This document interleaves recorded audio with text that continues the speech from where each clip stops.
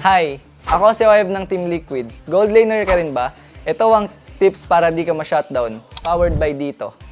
Tip 1. Mag-top lane kung kailangan. Hindi ka laging lamang sa matchup. Pwede kang humingi ng tulong or cover sa jungle or tank mo kung kinakailangan. Huwag mong ipipilit lumaban kung hindi kaya. Tip 2. Itemization. Kung lugi kayo, mas magandang mag-priority ng defensive items. Kasi mas madali kayong mababurst ng kalaban kung snowball sila and wala kang defensive item. Pero pag snowball naman kayo, mas magandang mag-prioritize ng mga offensive items kasi kaya nyo mag-aggressive and kaya nyo pumatay ang kalaban na mabilisan. Tip 3. Last hit over poke. Lalo na sa gold lane, mas importanteng makuha nyo ang gold card kesa makakill. Kasi yun talaga yung nagpapataba sa gold lane. And kapag nalasit mo kasi yung minion, mas mataas yung pera na bigay.